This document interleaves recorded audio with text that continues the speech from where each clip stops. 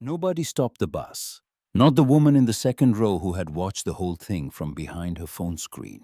Not the man in the grey wool coat who had given up his seat for her 20 minutes earlier and was now staring out the window like the snow falling over Lake Superior was the most interesting thing he had ever seen in his life. Not even the mother 3 rows back with a toddler on her lap and a look on her face like she knew exactly what it felt like to stand somewhere with not enough money and too much need, and nobody saying the one word that would make the difference. Nobody on Route 11 southbound that evening knew that the woman driving the bus behind them, the one who had just pulled over at an unscheduled stop and opened her doors, had once been left in the cold herself, and that she had been 7 years old when it happened.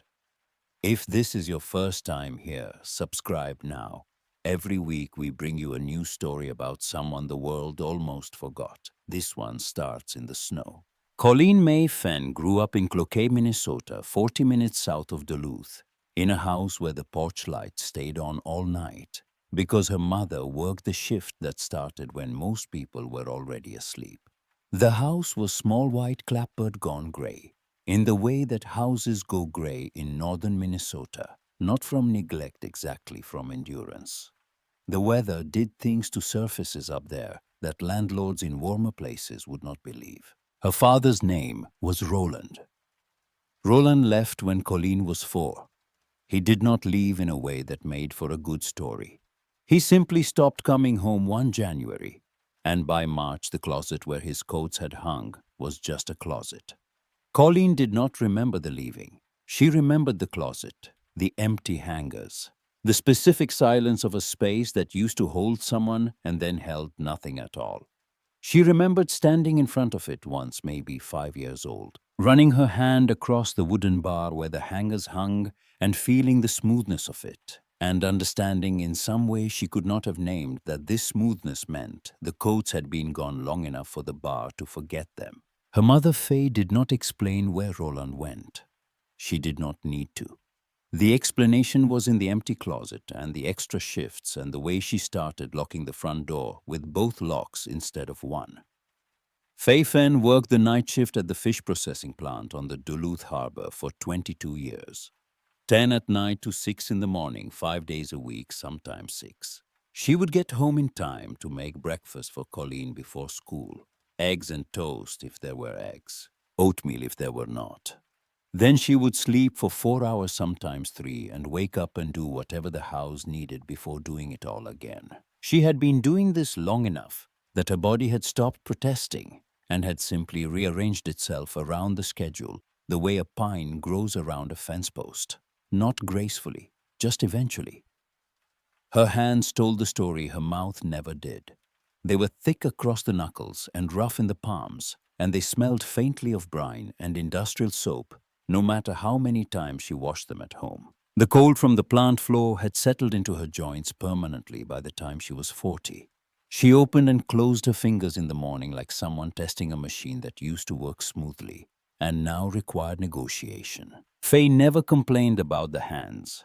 She never complained about much of anything. Not because she did not feel it, because complaining required an audience and energy, and she had neither to spare. What Faye had was a system. The system was simple. You got up, you went, you came home, you fed your child, you went again. The system did not require motivation or inspiration or someone telling you that you were doing a good job. The system only required that you showed up, which she did, every night, for 22 years, in the kind of quiet stubbornness that nobody writes about because it does not look like bravery from the outside. But it is. It is the whole thing. Colleen was 7 years old the evening everything she would later become was set into motion. Faye was working a double at the plant. The after-school sitter dropped Colleen at the bus stop on Cloquet Avenue at 4:15. The bus was supposed to come at 4:30. It did not come at 4:30. It did not come at 5. The snow started at 5:12. She knew the time because there was a clock on the bank across the street, the kind with the red digital numbers that also showed the temperature. And she watched it the way you watch something when there is nothing else to do and the thing you are waiting for has not arrived.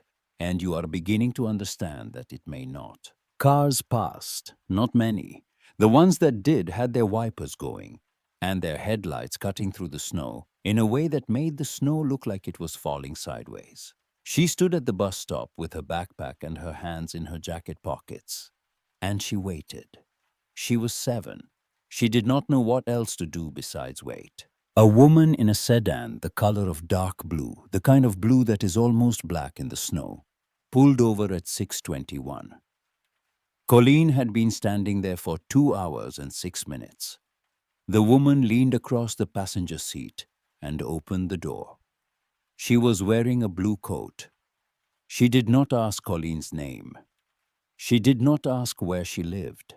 She looked at her standing in the snow with her backpack and her thin jacket, and she said 3 words. "You look cold." Colleen got in the car. The woman drove her home. She did not say much else. Colleen did not say much either. The woman pulled up to the house, and Colleen got out, and the woman drove away. And Colleen never learned her name. Not then, not ever. Faye was already at the front door when Colleen turned around. She had gotten home 11 minutes earlier. She had called the sitter. She had called the school. She had called the bus line. She was standing in the doorway with the phone still in her hand, and the kind of fear on her face that does not look like panic. It looks like a woman who has already lost one person from this house and cannot survive losing another. She pulled Colleen inside. She held her against her coat. She did not say anything for a long time. Then she said she was sorry. Then she said it again. Colleen told her it was okay. It was not okay. But she said it because that was what you said when you were 7, and the person holding you was shaking. Years later, people would ask Colleen why she kept a jacket folded on the seat beside the driver's seat. She did not tell them about the bus stop. She did not tell them about the 2 hours. She did not tell them about the woman in the blue coat whose name she never knew. She just said she liked to be prepared. Faye did not teach her daughter with words. She taught with behavior. When Mrs. Corhanen 3 houses down had pneumonia and could not get out of bed, Faye made soup at 9:30 at night before her shift and carried it over in a pot she could not really afford to lose because she only had 2. When a new family moved onto the block, a young mother with boxes still stacked in the yard, Faye was the one who knocked first. Not with food because she did not have extra food. With information. Which bus to take to the clinic. Which church gave out winter coats in November. Where the cheaper laundromat was. She gave what she had. What she had was knowledge of how to survive a place that was not designed to make survival easy. There was one thing Faye said out loud. One sentence she repeated enough times that it lived in the house like furniture. You do not have to fix everything. You just have to not walk past. She said it when Colleen came home upset about a kid who was being picked on at school and did not know what to do. She said it when the neighbor's dog got loose in February, and everyone pretended they did not see it because catching a dog in the snow is nobody's idea of a good evening. She said it the way some people say grace before dinner, not as a performance, as a fact, as the floor the whole house was built on. Colleen heard it so many times that she stopped hearing it as a sentence and started hearing it as the sound of her mother's voice. The two became the same thing, the words and the woman. Colleen moved to Duluth when she was 26. She had spent the years after high school doing the kind of work that was available in Cloquet, which meant waitressing and temp shifts and one 14-month stretch at a call center that laid off half its floor on a Friday and did not tell the other half until Monday. She applied for the Duluth Transit Authority because it was steady and it had benefits, and because driving was the one thing she had always been good at in the way that some people are good at things, without being able to explain why. Not fast, not flashy, just attentive. The kind of driver who checked mirrors more than most people check their phones. She passed the training. She got assigned Route 11 southbound. The route ran through Lincoln Park and West Duluth and into the neighborhoods on the hill where the city's investment had been deferred so long that the deferral itself had become a kind of policy. The bus stops along Route 11 did not look like the bus stops downtown near Canal Park. Downtown there were shelters with glass panels and real-time arrival boards that told you the bus was 4 minutes away, and you could believe it. On Route 11 there were poles, sometimes a sign. The average wait downtown was 8 minutes. On Colleen's route it was 26. Not because there were fewer buses scheduled. Because the buses that were scheduled broke down more often, got pulled from service more often, and were replaced more slowly. The money went where the money always went. Route 11 was the kind of route that drivers with seniority traded away the moment they had enough years to request a transfer. Colleen had enough seniority now. She had been offered a transfer twice. She stayed. The people on this route needed a bus that showed up. And Colleen was the kind of person who showed up. She knew them not by name, but by pattern. The old woman who boarded at Piedmont Avenue every Tuesday and Thursday at 7:10 in the morning. Always with a small bag, always holding her arm, carefully protecting the place where the needle went in. She was going to dialysis. Colleen never asked. The woman never told her. They had an understanding that existed entirely in the space between a nod and a door opening on time. The young man who got on at 21st and Tower 5 nights a week at 9:45. Night shift at the warehouse in Morgan Park. Always tired, always polite, always wearing headphones that were not plugged in. He wore them so people would not talk to him. Colleen understood that. Sometimes silence is the only privacy a person can afford. And there was the girl, the pregnant girl who boarded every Friday afternoon at Western Avenue. She carried a clear plastic bag from what looked like a clinic. She was young, maybe early 20s. She sat near the front and held the bag on her lap and put one hand on her stomach and watched the city go by like she was trying to memorize it. She was trying to memorize it. She did not know she was. Colleen did not know her name. She did not know her story. She knew she was carrying something heavier than a clinic bag. She could see it the way Faye had seen people, not past them, through them into the specific shape of what they were carrying. On the seat beside Colleen, the jacket sat folded. A transit-issued jacket, navy blue regulation, slightly too large for her, because she had requested one size up so it could fit over whatever someone was already wearing.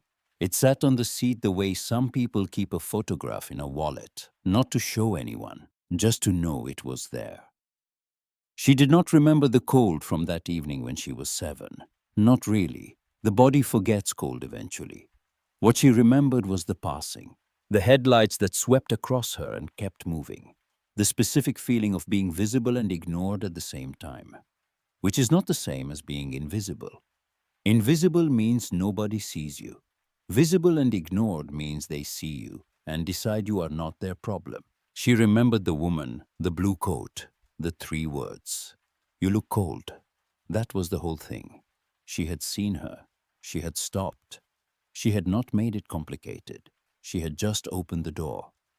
6 years, every shift. The jacket had never been used. It had never needed to be used. It simply waited.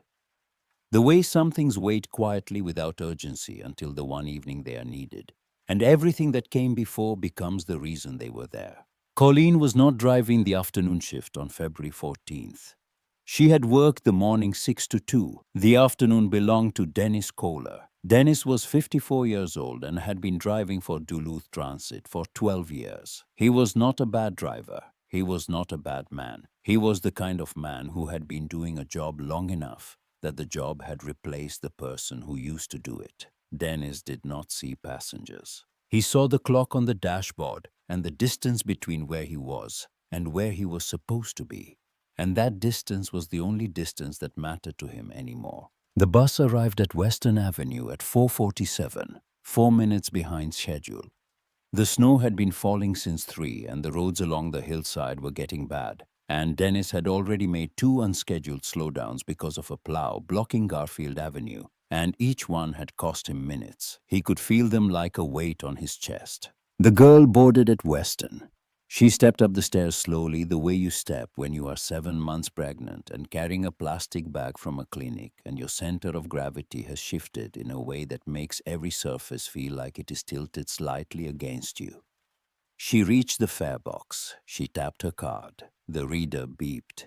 Insufficient fare. 75 cents short. She looked at the screen. She looked in her bag. She looked in her coat pocket. She found a quarter and 2 dimes and held them out toward the fare box like they might be enough if she held them at the right angle. They were not enough. Dennis looked at the fare box. He looked at the clock. The bus was now 5 minutes behind. He did not look at her stomach. He did not look at the snow outside. He looked at the clock and the fare box and the distance between those two numbers. Miss, the fare is 225. If you don't have the full fare, I can't let you ride. She stood there, the coins in her hand, the plastic bag from the clinic hanging from her other wrist. She did not argue. She did not raise her voice. She stood in the doorway of the bus with the cold coming in from behind her. And she looked at Dennis Kohler, and she said she was 75 cents short. She said she just needed to get home. Dennis said he understood, but he could not override the system. She looked past him at the passengers. The bus was half full. 14 people. Not one of them moved. The woman in the second row had been watching since the girl boarded. She had seen the card fail. She had seen the coins. She had seen the belly and the clinic bag and the snow. And she had made a decision in the first 2 seconds that this was not her scene. She looked back at her phone. The screen was already dim. She tapped it to keep it awake. The man in the gray coat was in the 4th row by the window. He had given the pregnant girl his seat at an earlier stop. A small kindness, the kind that costs nothing, and means something for exactly as long as the moment lasts. Now he was looking out the window. He could see her reflection in the glass, standing in the doorway with her coins and her bag. The kindness had cost him nothing. This would cost him something. He chose the window. The mother with the toddler was 3 rows back. She had her daughter on her lap, and she was looking at the girl in the doorway with the expression of a woman who knows exactly what it feels like to stand somewhere without enough, and no one saying the word. She wanted to say it. She opened her mouth. Dennis pulled the lever. The doors opened. The cold came in. The girl stepped out. Nobody said the word. Dennis closed the doors. The bus pulled forward. It was 4:49. He was back on schedule. He did not check the mirror. Her name was Jolene Prescott. She was 23 years old, 7 months pregnant, and she was not what the bus stop made her look like. She was a nursing student in her final year at Lake Superior College. She had moved to Duluth from Rayne, Louisiana 18 months ago following a man named Travis who had said the right things for 7 months, and then stopped saying anything at all once the ultrasound confirmed it was a girl. Not suddenly, gradually. Calls shorter, replies slower, plans vaguer. Until one day the phone just stopped lighting up with his name, and she understood that he had been leaving in pieces for weeks, and she had been watching it happen the way you watch weather move in across the lake, knowing it is coming, unable to do anything but stand where you are. She took 3 buses to get to her prenatal appointments, because the clinic that used to be 15 minutes from her apartment had reduced its hours to 2 days a week. Budget cuts.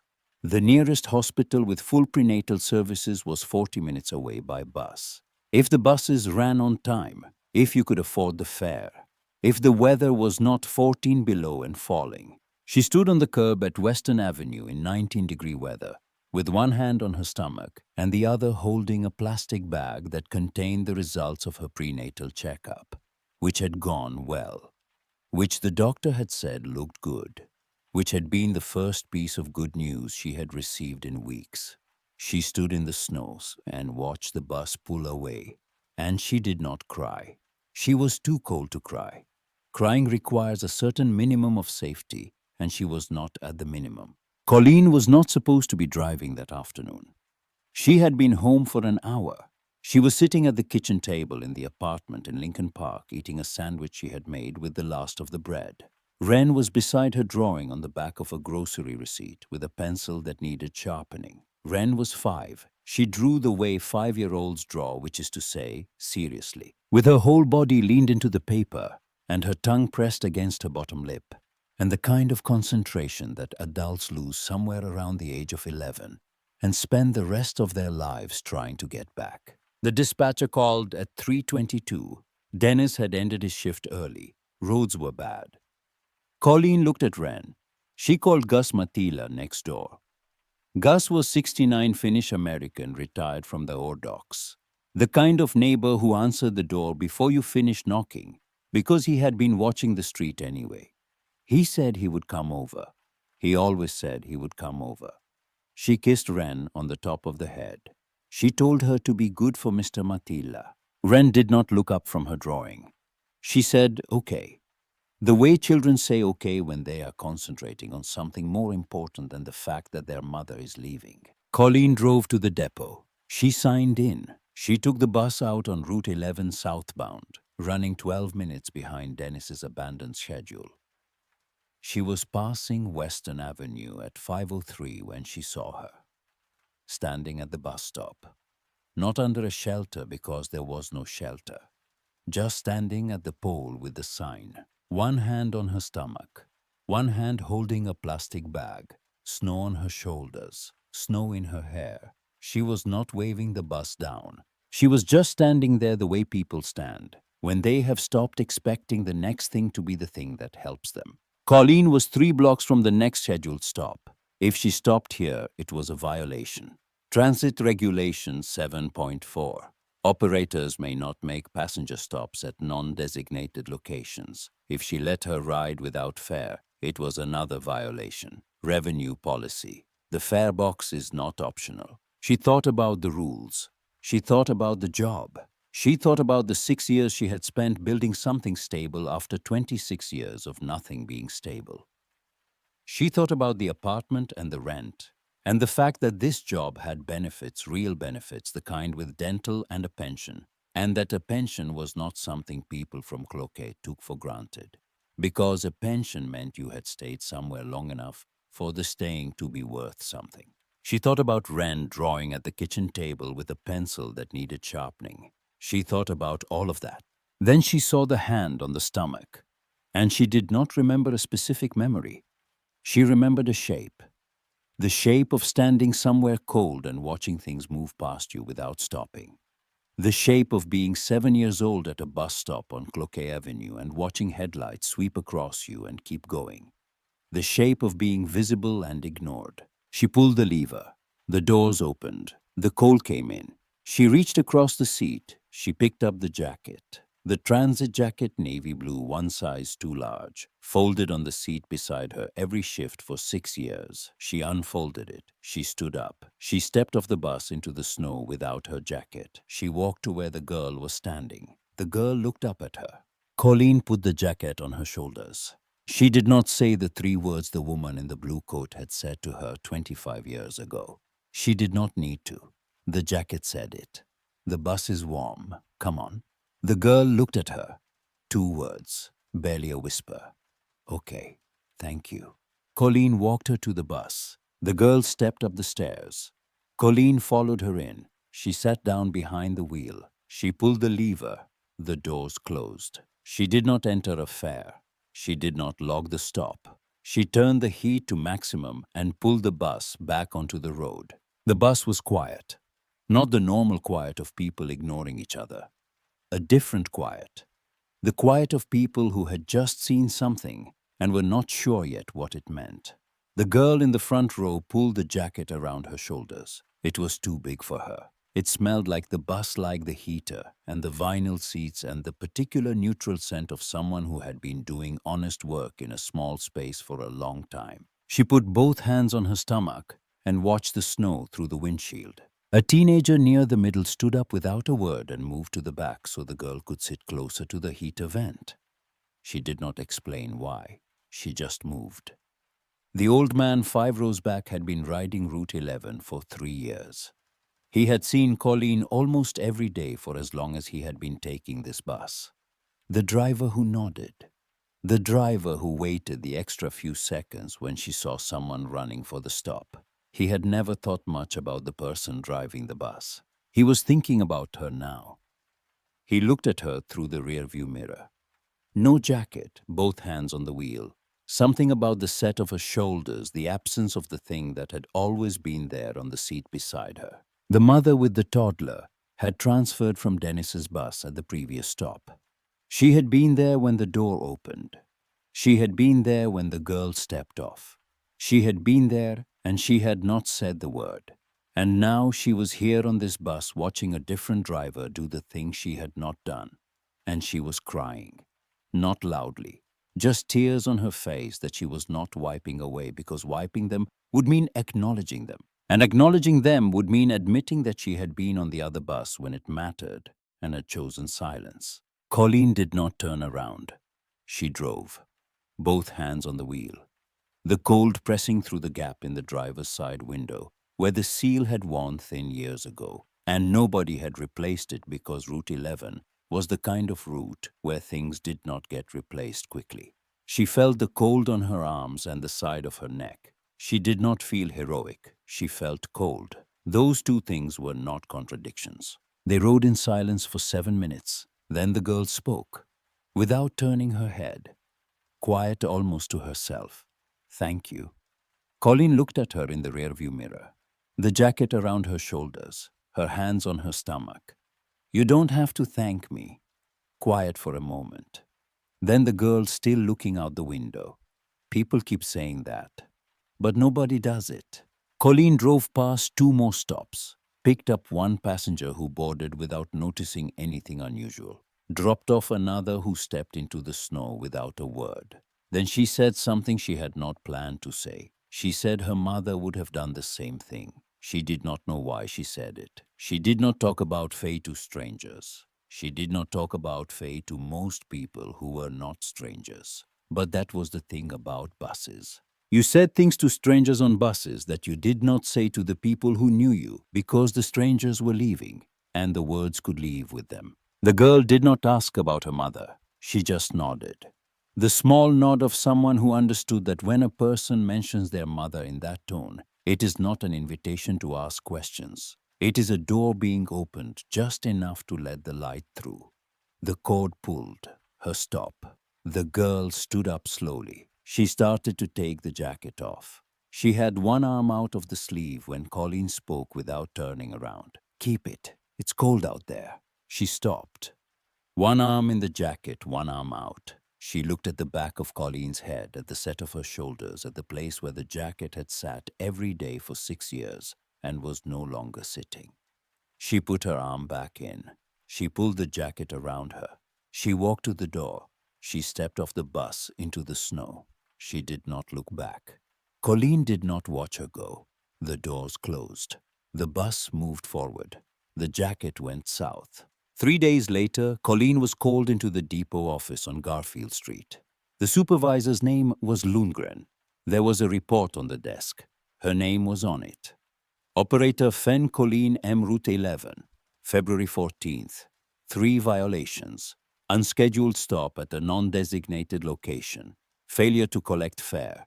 Exiting the vehicle during an active route. The report had been filed by Dennis Kohler. Dennis, who had opened the door and let the cold in, and let a pregnant woman step out and then closed the door and driven on, and then ended his shift early because the roads were bad. Dennis had filed the report not because he wanted Colleen punished. Dennis had filed the report because Dennis was the kind of person who followed procedures because procedures were the last thing holding his version of order together. And when someone broke a procedure, it was not personal. It was structural. The structure had a crack in it. The crack needed to be documented. That was all Dennis saw. Lundgren looked at Colleen across the desk. He read the violations out loud.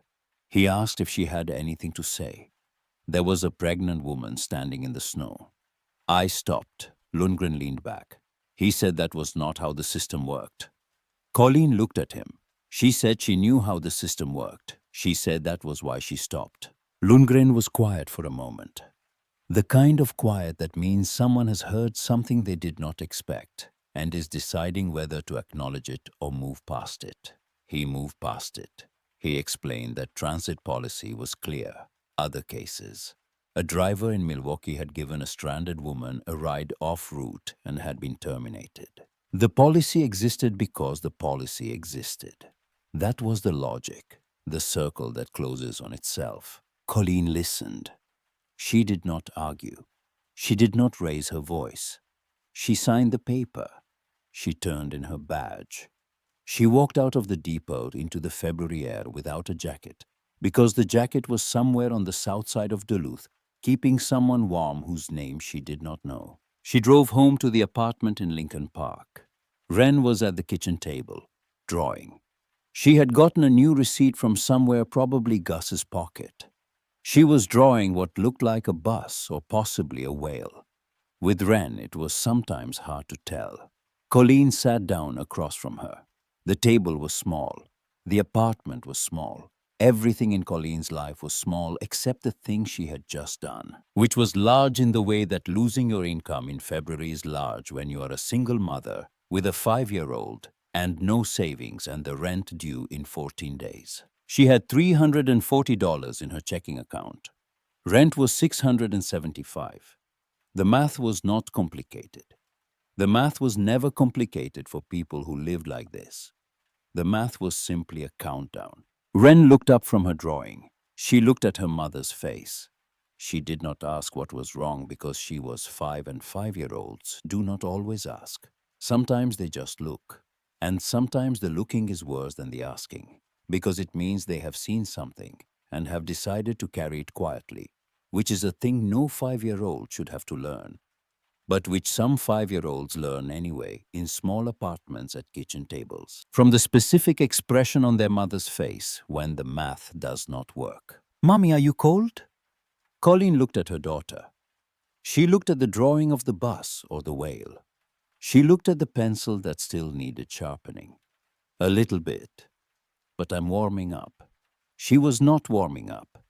But she said it because that was what you said when you were 32 and the person looking at you had drawn a whale on the back of a receipt and deserved a mother who was not falling apart at the kitchen table in February. She called Faye that evening.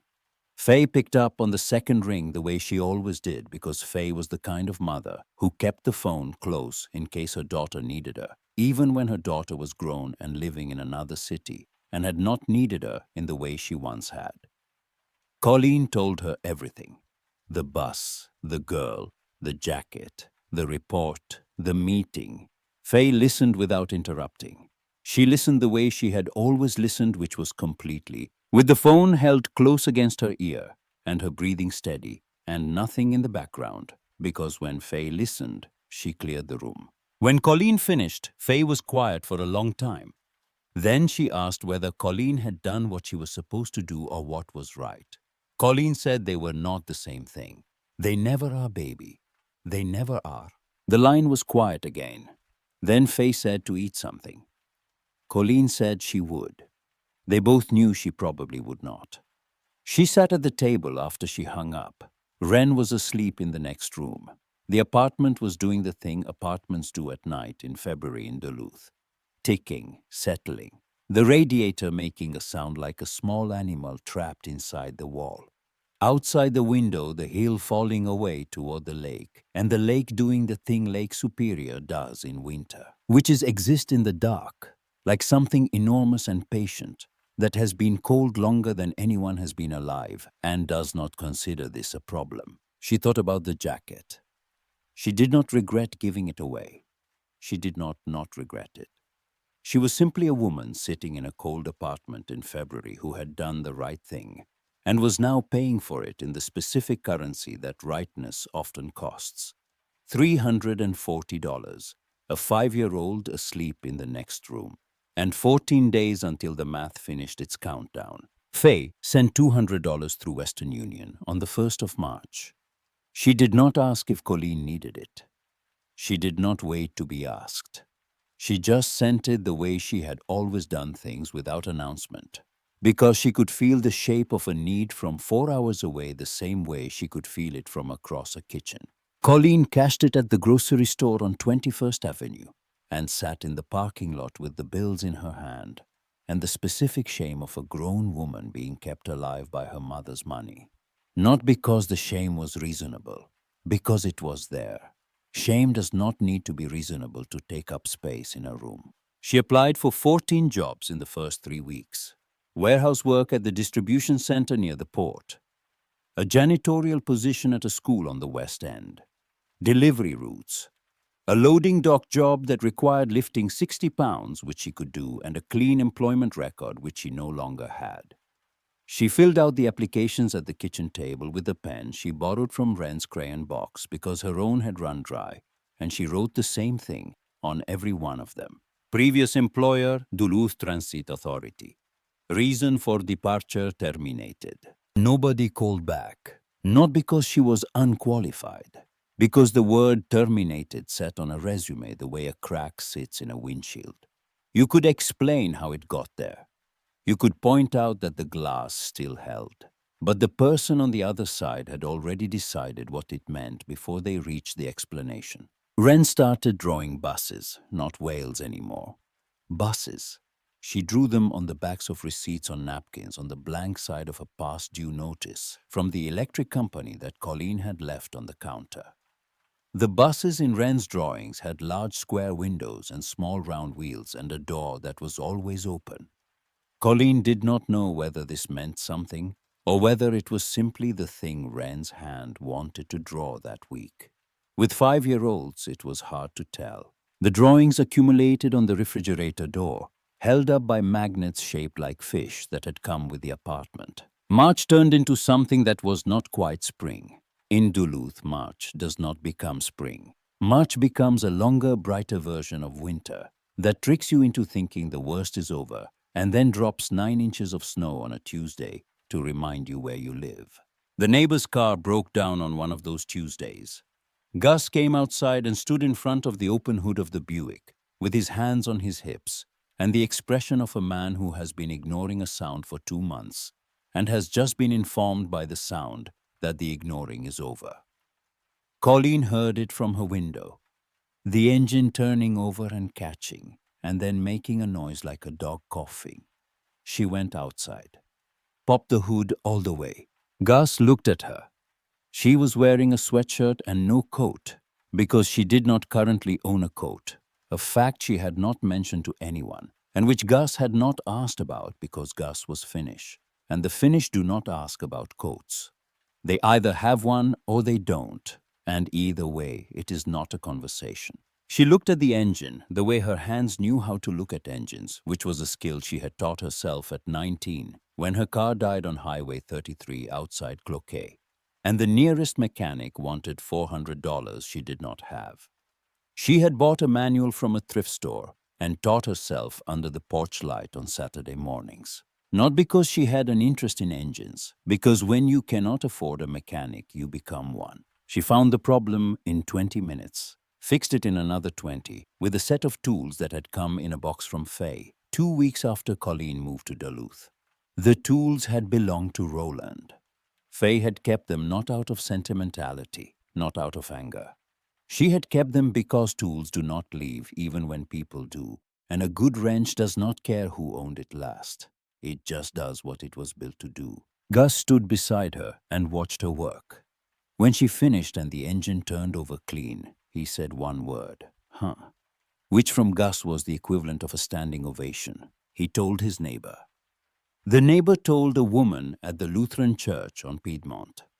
By the end of March, Colleen was fixing cars in the lot behind her building 3 or 4 days a week. Not a business, just a woman and a set of tools and a word-of-mouth reputation that traveled.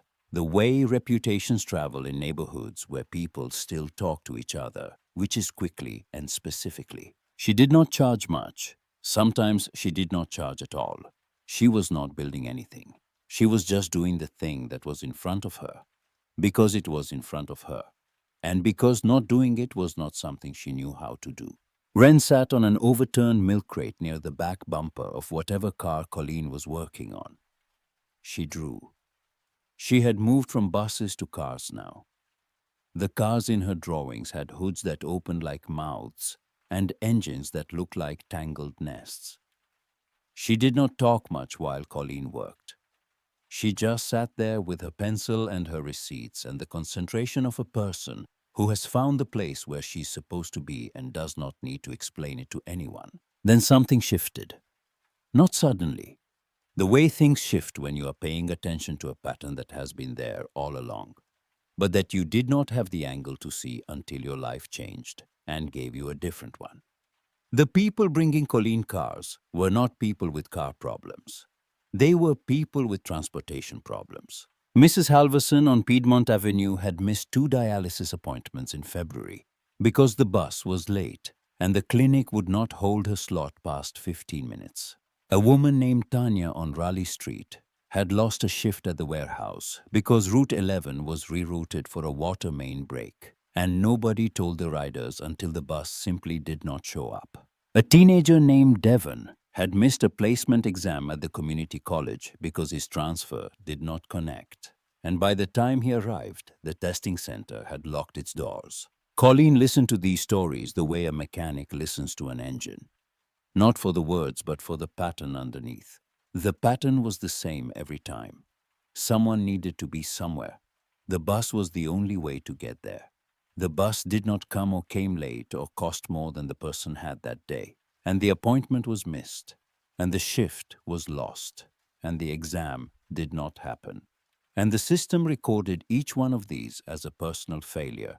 A no-show and absence, a gap in attendance because the system did not have a column for the bus didn't come. She started writing things down, names, addresses, appointments, who needed to be where and when and how far it was, and whether the bus could get them there, and how often it did not. She kept the list in a small notebook she bought at the Dollar Tree on Central Avenue. 97 cents. Then she started driving. Mrs. Halverson to dialysis on Tuesday. Tanya's mother to the pharmacy on Thursday. Devon to the retake of his placement exam on a Friday morning in April, when the sky was the color of a nickel and the lake was doing the thing it does in spring, which is look like it cannot decide whether to freeze again or give up and thaw. She drove them in the Buick, which Gus had signed over to her in exchange for the repairs, because he had decided he was too old to drive anyway, and the car was better off with someone who would use it for something that mattered. He had handed her the title at the kitchen table and said another single word. Here. She did not charge. She did not name what she was doing.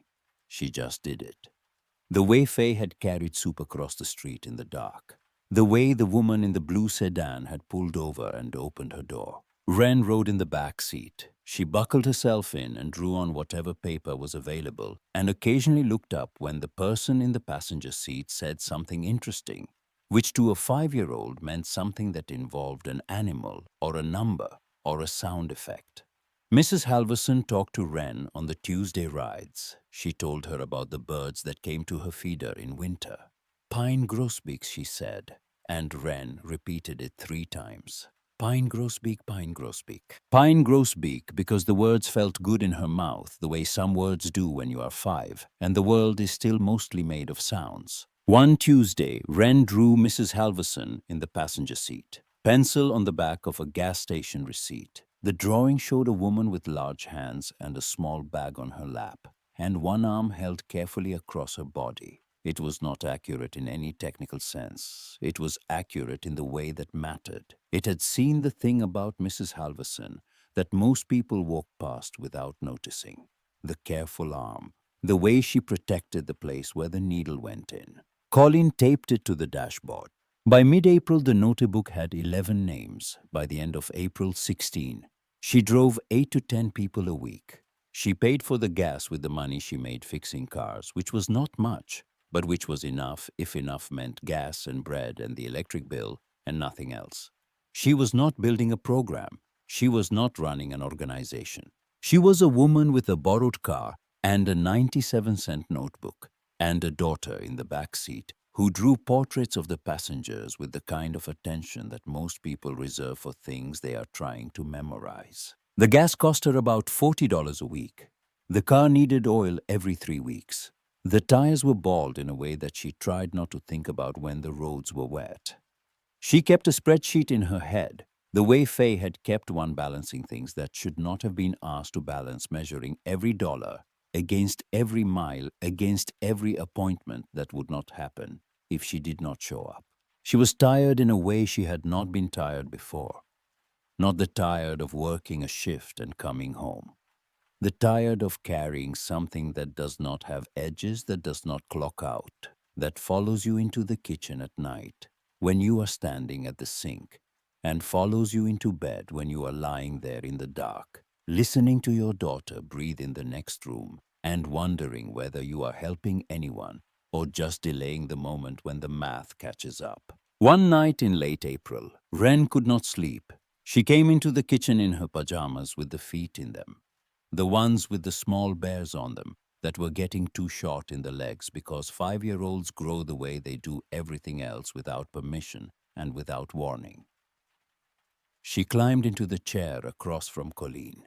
The notebook was open on the table. The names and addresses and appointment times written in Colleen's handwriting, which was small and square and looked like the handwriting of someone who had learned early that the less space you take up, the less anyone can take from you. Who are all those people? People who need rides. Where? To the doctor, to the pharmacy, to school. Wren looked at the notebook.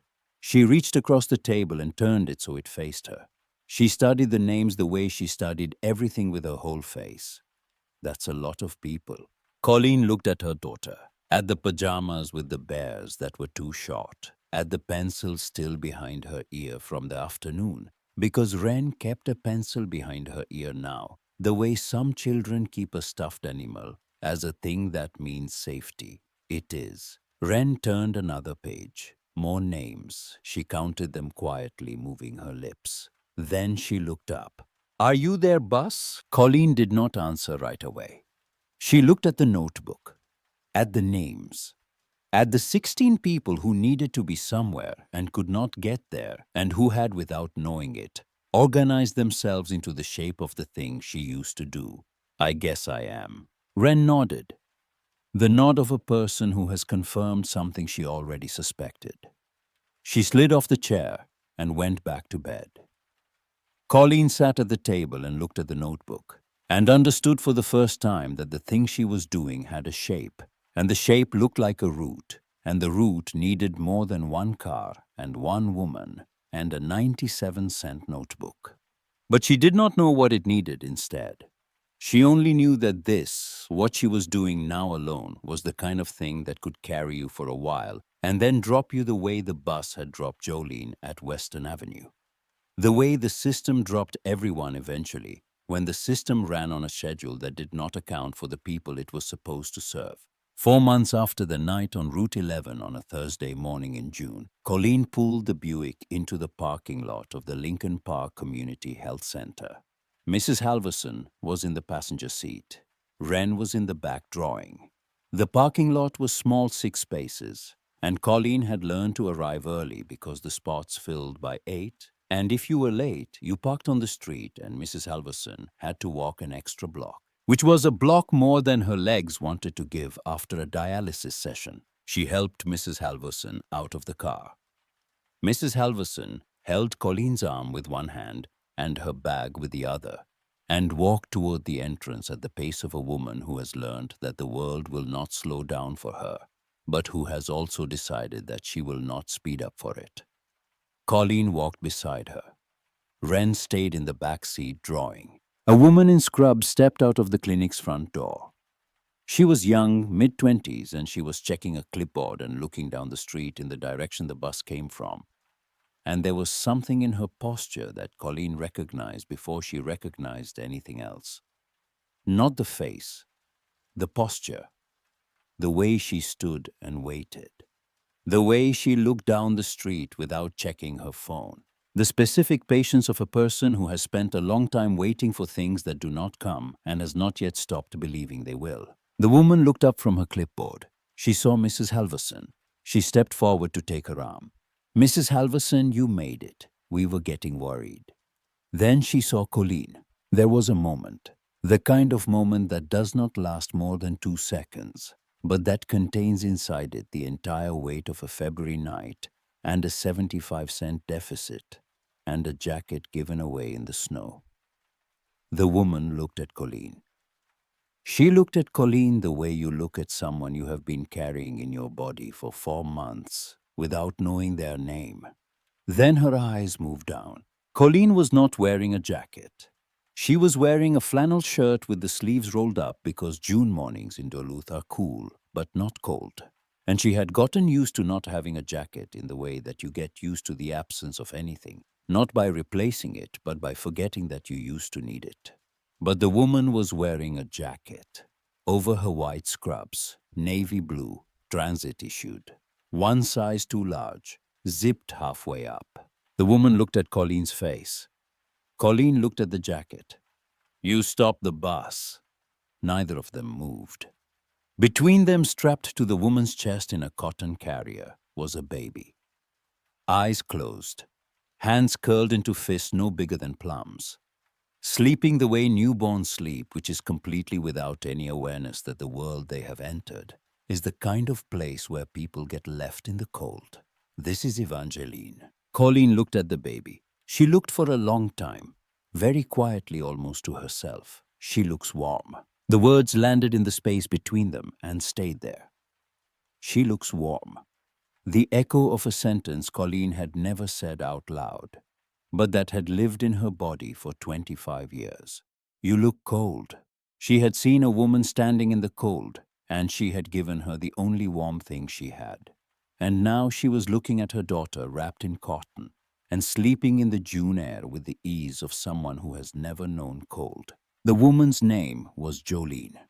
She told Colleen this while they stood outside the clinic in the thin morning light. She had graduated from Lake Superior College in May. She was doing her clinical rotation at the health center 3 days a week. She was the one who checked on patients who called to say they were running late. She was the one who knew that running late usually meant the bus did not come. She asked Colleen what happened after that night. Colleen was quiet. Then she told her. The depot, the report, the 3 violations. The supervisor who leaned back and said that was not how the system worked. The paper she signed, the badge she turned in, the $340 and the $675 rent, and the math that was never complicated.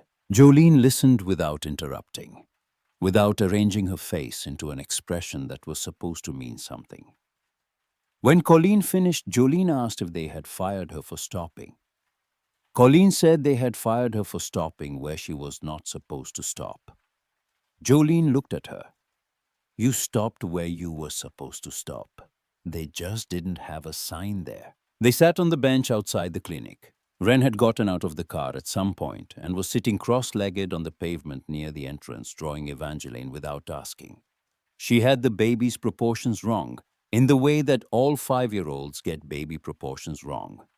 The head too large, the hands too detailed, the body, a kind of suggestion.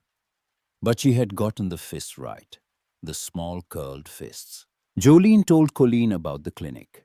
15 to 20% of scheduled appointments missed every month. The number one reason was not that people did not want to come. It was that they could not get there.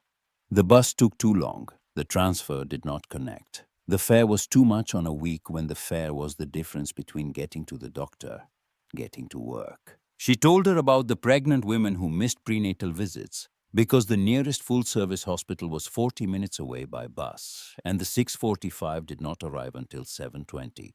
And you cannot hold an 8 o'clock appointment when the system between you and the exam room has decided that your time is less valuable than its schedule. Colleen listened.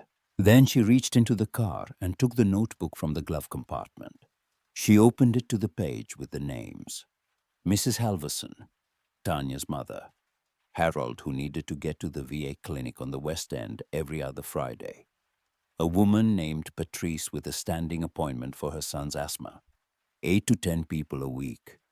Jolene took the notebook. She read the names. She stopped on the third one. Mrs. Halverson. I just checked her in. She looked at the fourth name. Patrice Williams. She's ours too. Every other Thursday. She looked at the seventh name. A man named Bud Erlander, who went to the cardiac rehab program at St. Luke's and who told Colleen every ride that the hospital coffee tasted like it had been made by someone who hated both coffee and people. Bud's in our referral system. He missed 3 appointments last fall. 3 of Colleen's names were Jolene's patients. The same people. The same need. The same gap between where they were and where they needed to be. Colleen had been filling the gap from one side. Jolene had been watching it from the other. They had been building toward the same corner of the same problem from 2 different directions without ever comparing notes.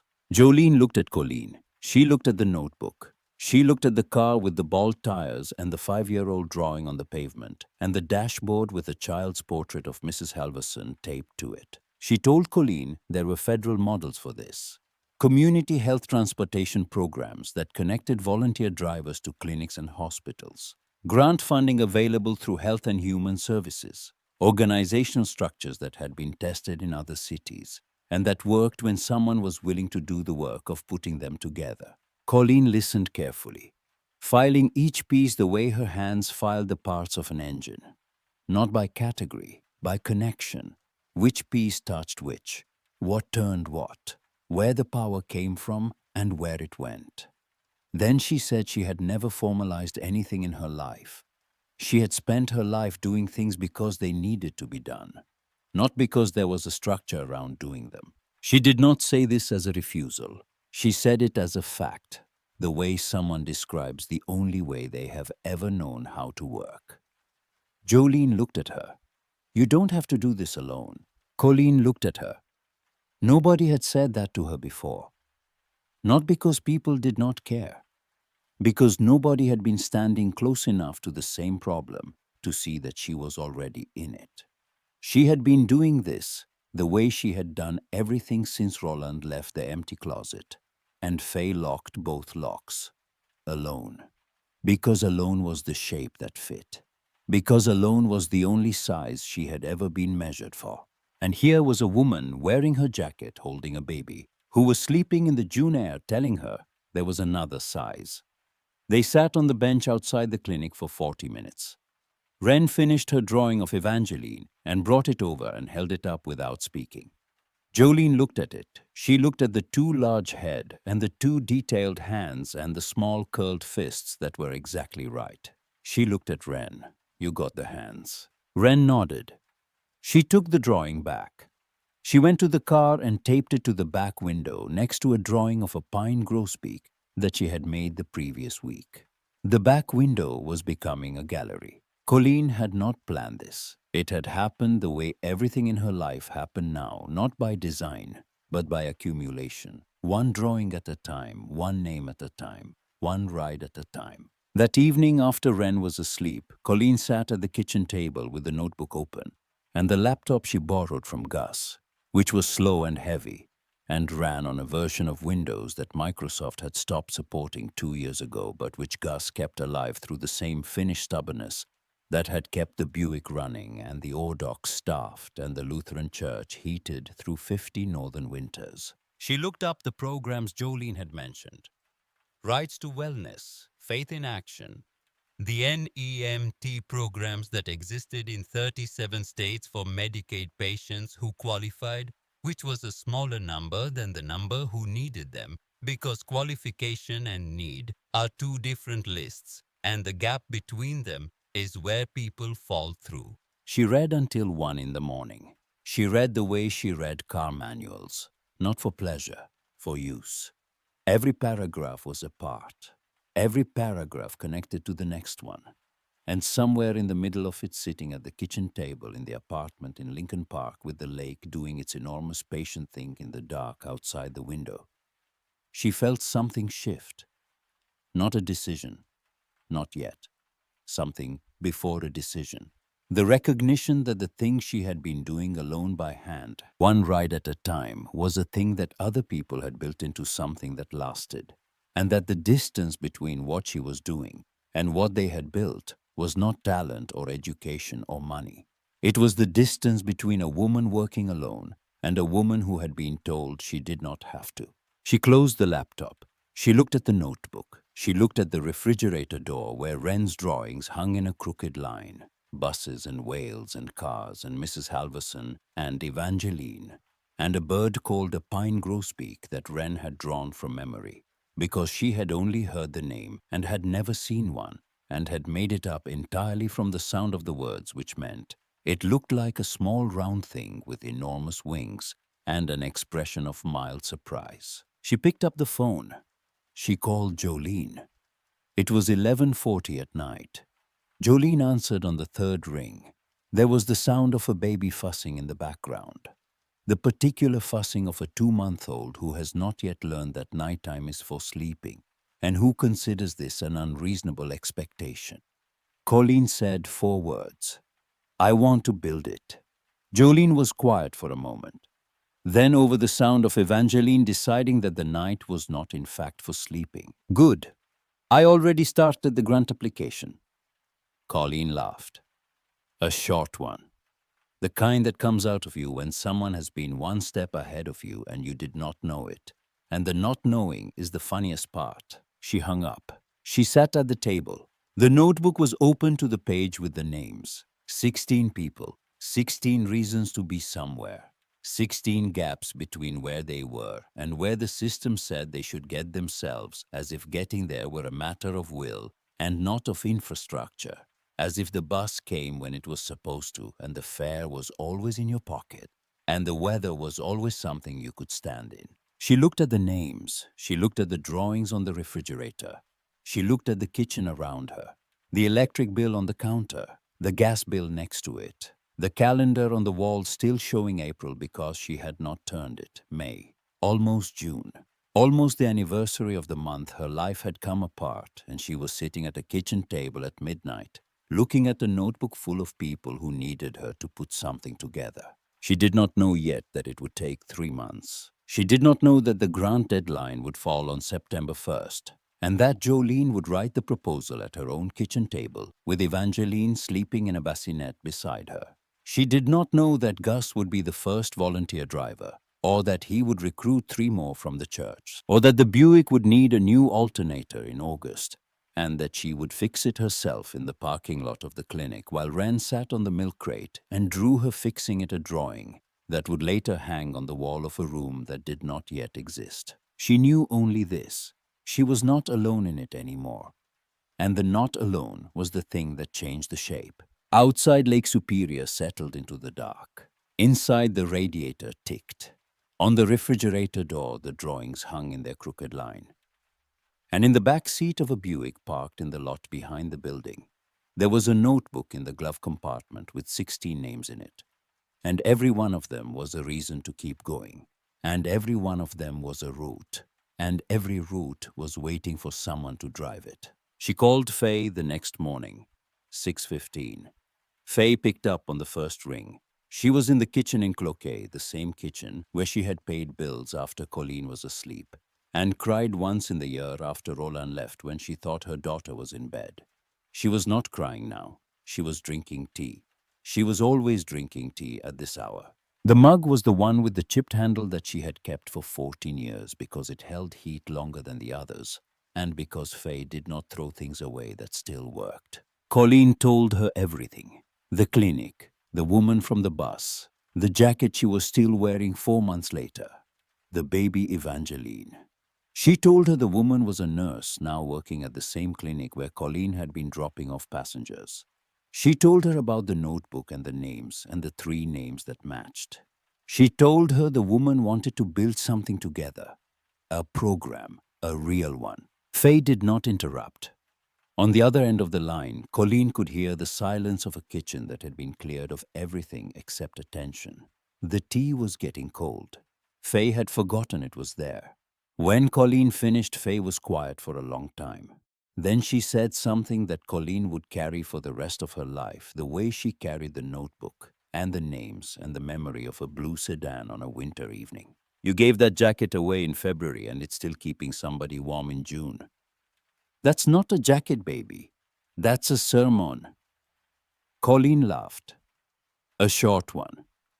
The kind that comes when someone has said something so precisely true that the body does not know what else to do with it. Then she said something she had never said to Faye before.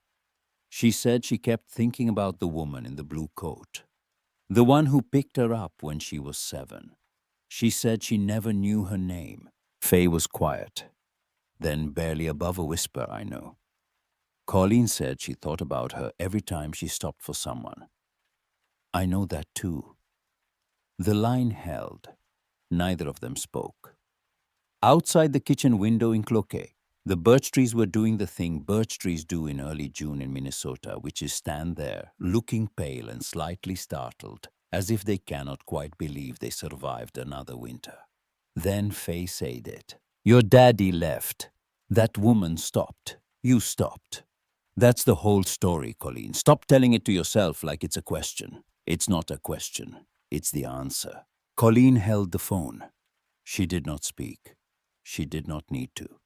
Faye had just done the thing Faye always did, which was take the scattered pieces of a thing and set them down in order on the table and step back and let you see them for what they were. Not advice, not comfort, just arrangement. Just the quiet act of putting things where they belonged. They built it in 3 months. Not because 3 months was fast, because 3 months was all they had before the grand deadline. Jolene wrote the proposal at her kitchen table with Evangeline sleeping in the bassinet and the laptop balanced on a stack of nursing textbooks she had not yet returned to the college bookstore. She had never written a grant before. She learned the way she learned most things by reading what other people had done and then doing it herself and fixing the mistakes as she went. She found models in Michigan and Missouri and in the NEMT programs that existed in 37 states for Medicaid patients who qualified, which was always a smaller number than the number who needed them. Colleen recruited the drivers, 4 people from the neighborhood. Each one had a car that ran time that was not accounted for, and the specific willingness to show up for something that did not pay, because the something mattered more than the pay. Gus was the first. He had gotten the Buick back after Colleen fixed a newer car donated by the Lutheran Church on Piedmont, a 2009 Chevrolet Malibu, with a dent in the rear quarter panel and a cassette player that still worked, which Gus considered a feature, not a flaw. They called it Route Home, because every route should take you somewhere you need to be. The dispatch room was a closet in the back of the clinic, a desk, a phone, a whiteboard with the day's runs written in dry erase marker. 12 volunteer drivers listed on the board now, 8 runs scheduled for the first morning. Colleen stood in the room and looked at the whiteboard and felt the specific vertigo of a person who has been carrying something alone for months and has just set it down and watched it stand on its own. The first month they served 47 patients. Mrs. Halverson to dialysis, Tanya's mother to the pharmacy, Devon to his classes at the college where he had passed the placement exam on the second try and had told Colleen in the car afterward that he was going to study accounting, which Colleen thought was a fine idea because someone in this neighborhood should know where the money goes. The missed appointment rate at the clinic dropped 22%. Not a miracle. A logistics problem that someone had finally treated as a logistics problem instead of a personal failure. Dennis Kohler saw it on the local news, a short segment on a community health transportation program in Lincoln Park built by a former transit driver and a nurse. He was in the break room at the depot. He was still driving Route 11. The seat beside his was empty the way it had always been empty because Dennis had never been the kind of man who kept something there just in case. He watched the segment. He did not call. He did not write. He did not feel the thing that some people feel when they see the aftermath of something they could have prevented. Some people hear about the thing they could have prevented and feel something. Others hear about it and turn the channel. Dennis turned the channel. On the morning Route Home officially opened, Jolene arrived at the clinic at 6:30 with Evangeline in the carrier on her chest and the jacket folded over her arm. She had washed it, pressed it, folded it the way it had been folded on the bus seat for 6 years. She found Colleen in the dispatch room. Colleen was standing in front of the whiteboard with a dry erase marker in her hand and the expression of a woman who has just written a schedule and is looking at it and seeing for the first time that the schedule is real, that the names on the board are real, that the cars in the lot are real, that the thing she started alone with a borrowed Buick and a notebook from the Dollar Tree is now a thing that has a room and a phone and a whiteboard and other people's handwriting on it besides her own. Jolene held the jacket out. Colleen looked at it. She looked at Jolene. She took it. She held it for a moment. The weight of it. The specific weight of something that has been more places than you expected it to go and has come back changed in the way that things change when they have been needed. She did not put it on. She walked to the wall beside the whiteboard. There was a hook there. A simple hook, the kind you buy at a hardware store for $2. She hung the jacket on the hook. It hung there in the small room beside the whiteboard, and the phone and the schedule. It was no longer hers. It was no longer Jolene's. It was the first piece of something that belonged to the room. Jolene reached into the left pocket before she let it go. She took something out, a small piece of paper folded and refolded so many times that the creases had become part of it, a white line running through the center of whatever image was on it. An ultrasound, 8 weeks, a small dot in the center that the technician had circled with a marker. She held it for a moment, then she put it in the pocket of her scrubs. The jacket could belong to the program. The proof belonged to her. Some things stop being yours the moment they become something larger. Other things stay yours no matter where you put them. 2 years later, Route Home had 6 cars and 14 volunteer drivers and served 3 clinics across the north and west sides. Colleen was the coordinator. She still drove 3 days a week because she was the kind of person who did not stop doing the work just because she was also organizing it. Her desk in the dispatch room had a phone and a computer, and the whiteboard had gotten too small and been replaced by a larger one that Gus had found at a school that was closing down, which he had loaded into the back of the Malibu and driven to the clinic without telling anyone he was doing it because Gus did not announce things, he just did them and let the thing speak for itself. The jacket still hung on the hook by the door. Nobody moved it. Nobody asked about it. It was simply there. Jolene was a full-time nurse at the clinic. Labor and delivery referrals, prenatal intake. She was the first hands just like she had planned.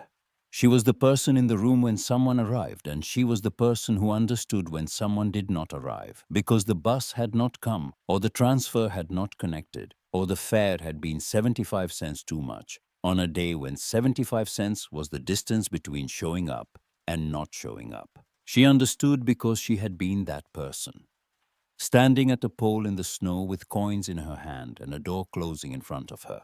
Evangeline was 2. She went to the community daycare in the basement of the Lutheran church while Jolene worked. Wren was 7 now. She had graduated from receipts to a sketchbook that Colleen had bought her at the art supply store downtown, which was the first thing Colleen had bought that was not food or gas or a bill since the February math. Wren drew everything. The clinic, the cars, the drivers, the whiteboard. She drew Gus leaning against the Malibu with his hands in his pockets, and the expression of a man who has found at 69 and then 70, and then 71, a reason to get up in the morning that he did not know he was missing. Faye came to Duluth in October. Colleen offered to drive down and get her. Faye said that was a waste of gas, and she would take the county bus, which cost $4 and took an hour and 12 minutes for a trip that should have taken 40. But Faye had spent her whole life riding buses that took longer than they should, and did not consider this a complaint. She arrived at the apartment. Colleen opened the door. Faye looked at her the way she always looked at her, which was completely reading her face the way she had read it since Colleen was a girl, knowing every configuration of it. She saw something new in it, something settled. She met Evangeline. She held the baby the way she held everything completely without needing to say what it meant. Wren showed her the sketchbook. Every page. Faye looked at each drawing with the attention of a woman who understood that when a child shows you something, they are not showing you the drawing. They are showing you the inside of their head. And the correct response is not to comment on the drawing. It is to look at it long enough that the child knows you have been inside. On a Tuesday morning in October, Colleen drove a route home car past the bus stop at Western Avenue, the same stop where Jolene had stood in the snow 2 years before. There was a shelter there now, glass panels, a bench, an overhead covering that blocked the wind off the lake. The city had installed it 6 months ago after a community petition with 400 signatures, half of which had been collected by patients at the Lincoln Park Clinic who had spent years standing at that pole in whatever the sky was doing. Colleen slowed the car. She looked at the shelter. She looked at the bench. She looked at the place where Jolene had been standing. Faye was in the passenger seat. She had asked to ride along the way she used to ride along when Colleen was learning to drive on the back roads outside Cloquet, sitting in the passenger seat with her hands folded in her lap and her eyes on the road and her mouth closed, because Faye believed that the best way to teach someone to drive was to sit beside them and not say a word. Faye looked at the shelter. She did not say anything. Then that wasn't there before. No. When did they put it up? April. Faye looked at the glass panels, at the bench, at the small overhead light that would come on automatically when the sun went down.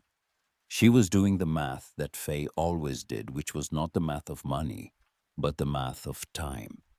How many years had people stood at this pole without a shelter? How many evenings? How many February 14ths?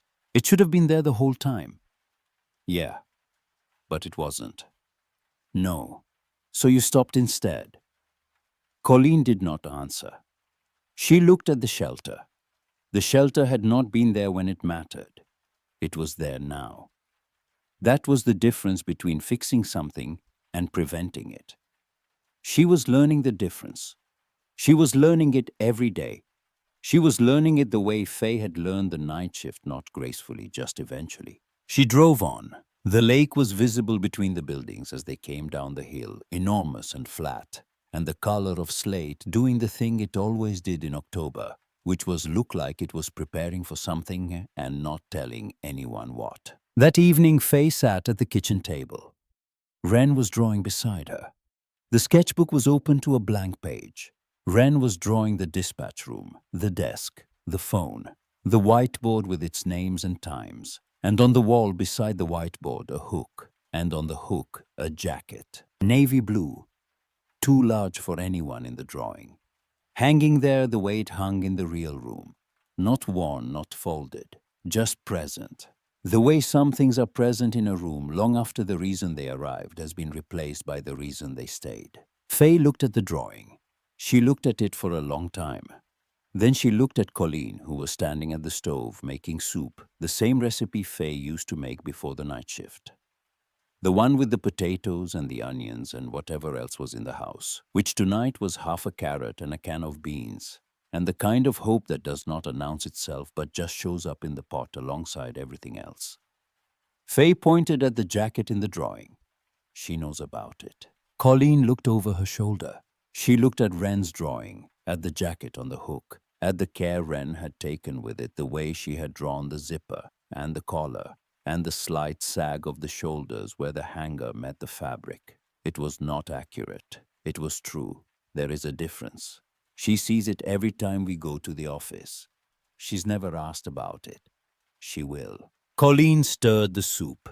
The apartment smelled like onions and steam, and the particular warmth of a kitchen that has been used for its actual purpose, which is not cooking, but gathering. Wren's pencil moved across the page. Faye's tea cooled in the chipped mug.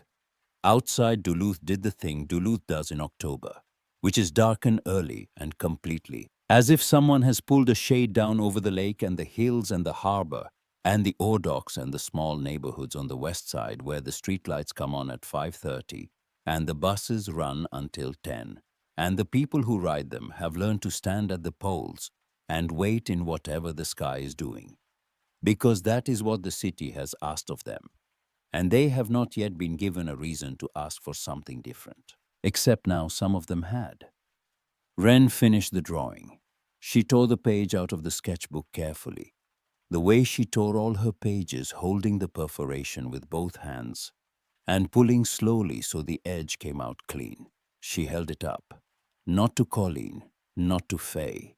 She held it up to the room the way you hold something up when you are 7, and you have made a thing and you are not sure yet who it belongs to, but you know it belongs to somewhere. Faye took it. She looked at it. The dispatch room, the whiteboard, the hook, the jacket. She looked at Colleen. Colleen looked at the drawing, at the jacket on the hook, at the thing her daughter had drawn without being told the story, because the story was not in the telling.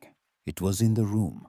It was on the hook. It was in the fact that every morning Colleen walked into that closet-sized office, and the first thing she saw was a navy blue jacket that had traveled from a bus seat to a woman's shoulders to a baby's first winter, to a hook on a wall, and every morning it reminded her of the same thing, which was not a memory but a shape.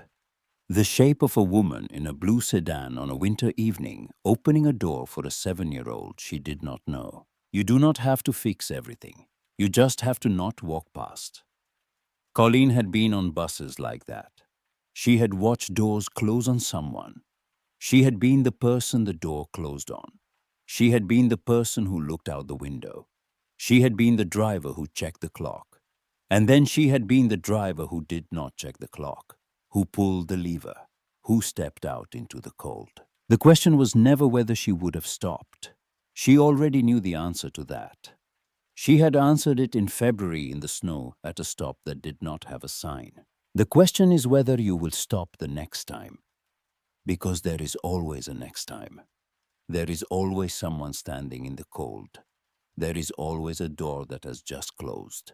And there is always a jacket. You may not have one on the seat beside you. You may not have one at all. But you have something. Everyone has something. A quarter and 2 dimes, a word, a door you can open. You do not have to fix everything. You just have to not walk past. If this story stayed with you tonight, tell us in the comments. Have you ever stopped for someone when it would have been easier to keep driving? Or has someone stopped for you on a night when you had given up waiting? We read everyone. And if you are still here, if you are still listening, subscribe.